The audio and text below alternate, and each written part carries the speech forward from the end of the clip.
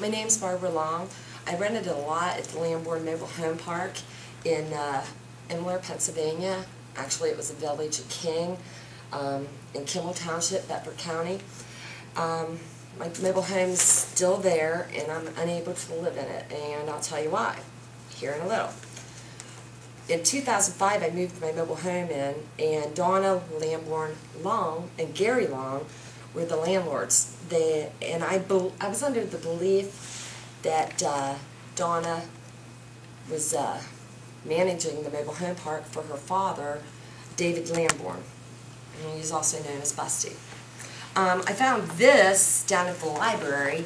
It's Lambourne Family Heritage, 1996 it's dated, and it states on there about that he owned the Sunoco in King, and that's Sunoco.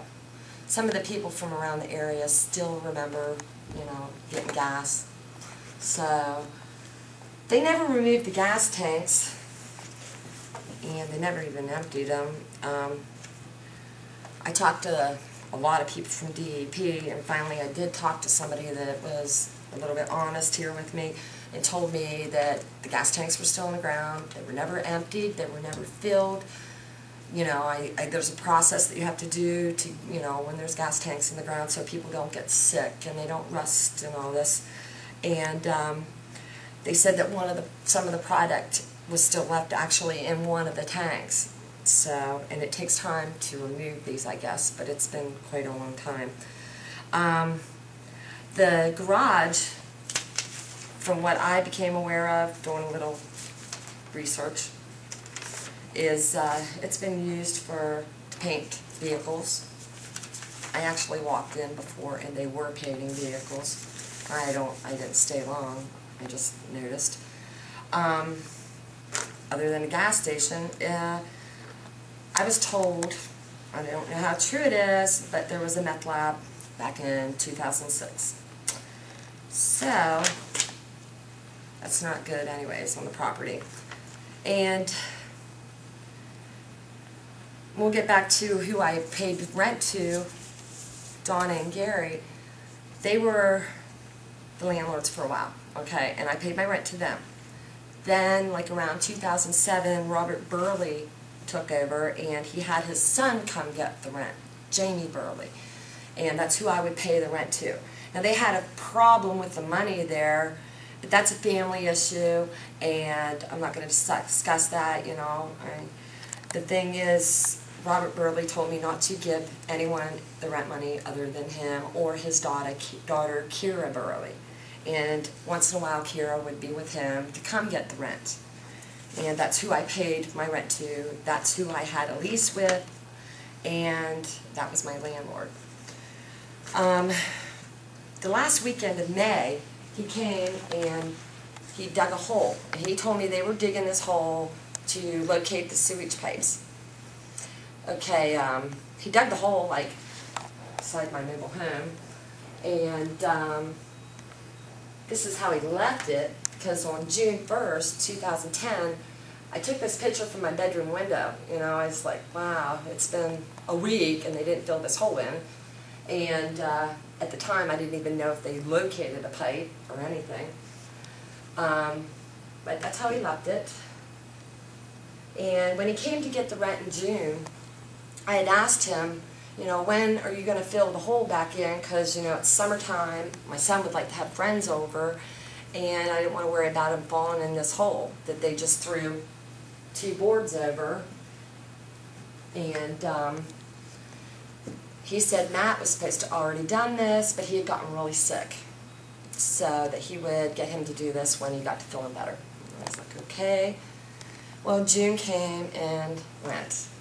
In July, I asked him again, and he said Matt was supposed to have done it. He was blaming all this on Matt. Well, Matt's not my landlord. I was under the understanding that Matt did work for Robert Burley, but it really is his problem, you would think, the landlord, to fill in a hole. Well, as the month went on,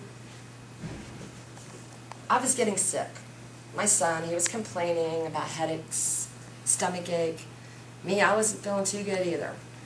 I'd wake up in the morning, I couldn't lift my arms, my legs, they were numb and tingly, and my fingers, I could hardly move them. I was going to my doctor, I was going to the hospital, and sometimes I couldn't even breathe. Actually, my throat went shut with a piece of food in it, and that was a close one. The burning eyes, couldn't breathe, burning throat, stomach, I was diagnosed with GERD, the ringing in my ears, tinnitus. My son was having similar symptoms also. I still didn't get it because I didn't know too much about environmental things or broken sewage pipes that landlords are supposed to inform their tenants. Why would he dig a hole, break a sewage pipe, and not tell me? All he had to do was tell me, say, hey Barb, I broke the sewage pipe, you might want to move your trailer. Not a problem. You know, then we could have been like, I thought he was a nice guy. I ran into him at Walmart, and it was a couple days before September 1st, and I was willing to even work with him, even though me and my son got poisoned by his negligence. You know, I had actually grants and loans, copies of that, to try to help the township, to help him, anybody, because, you know, I really wanted to help people because no one deserves to get or to feel the way me and my son was feeling. You know, I wouldn't wish that on anybody, not even the one that broke the sewage pipe. But, okay, in July, when he came to get the rent, I'd asked him, you know, when he's going to fix the hole. And he said that he would see about getting Matt to do it when he got back from vacation. So, like I said to my son, I said, let's go. You know, we need to just go away for a while. I had money saved up. We went to Lake Erie. We went up there, and after a couple days being there, my son would say, wow, Mom, I feel better. And I mean, we actually got up, and I was feeling better too. Still didn't quite put it to the home, but, you know, he would think. But when we got back home, my son went to his dad's, because his dad lives in the park there too, and I went home. I walked in my mobile home. I don't know how long I was there, but boy did I get messed up. Same symptoms, they just were intensified. I don't even remember leaving. I don't even remember driving to my mom's, but apparently I drove. The next morning I woke up, I called Shane's dad, and I said, where's Shane? And he said, he's over at your place. And I was like, oh my God, you got to get him out of there. Well, of course, his dad was like, oh, I wonder what she's talking about. Because this is something that doesn't happen too often, and if it does, who would even realize? But I took these pictures July 7th, or July 30th, and I looked under the boards. And this is what I found. I mean, it bubbled, like percolated, and it's methane gas and a bunch of other stuff. And, well, we could ask Dean Scholler, but he says the test results that Jeff Clark took here, and by the way, they're the sewage enforcement officers at Bedford County Township, Borough, and Sanitary Corporation, and they handle the, you know, the sewage and whatnot. But he won't give me the test results, and I've got an attorney to send a right to know. I personally sent a right to know, and I verbally asked him, and I'm going to appeal this. I have the papers actually, and I'm going to do that. I want to know what his results are. Jeff Clark, he did tell me he tested for sewage and detergents. And he was helpful, you know. And I had asked him when this first happened, because I was cooperating, I was trying to help Dean. He said, do you have pictures? I give Dean Scholler a lot of pictures, and I tried to help him with the information. And I asked Jeff, would this make us sick? Would this cause what's been wrong with me and my son? And Jeff Clark said, yes, it's a possibility, yes. So they know what the results are, and I think I should have the right to know. I think the people that pay the rent and are living there have the right to know. I think the people downstream that it affects has the right to know what is in the water. And not just the water, the soil. And that will be another story, because we will know what's in the soil. I got this message, and I kept everything, you know. I might have been a little messed up from the chemicals and the gas and being really sick. I don't think anyone...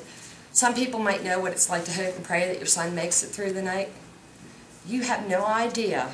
When I walked in my mobile home and see my son the way he was sitting on the couch,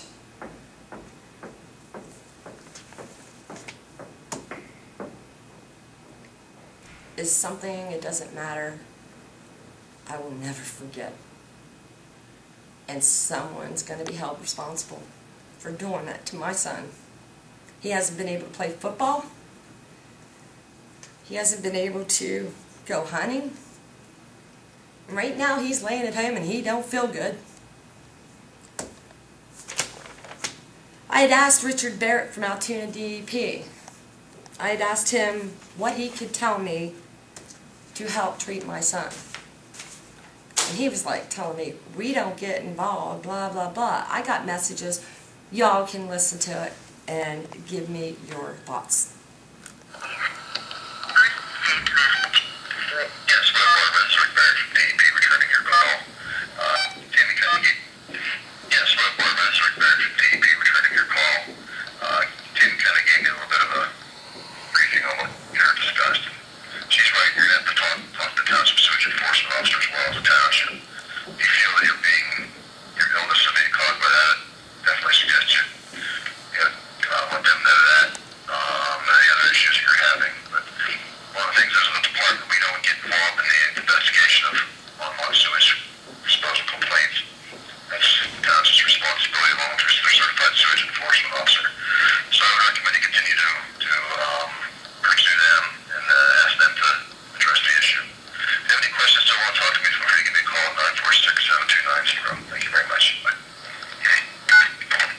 Then I get this message. This is Chuck Curry from the Department of Environmental Protection.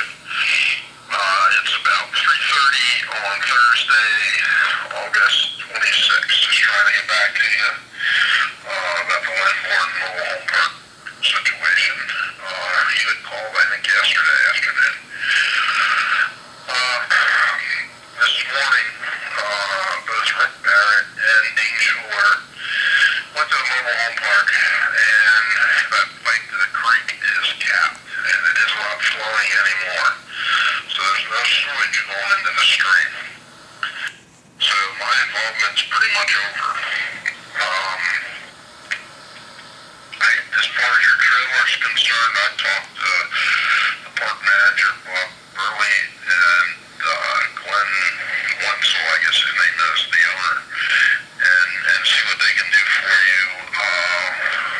I know I gave the AG's website.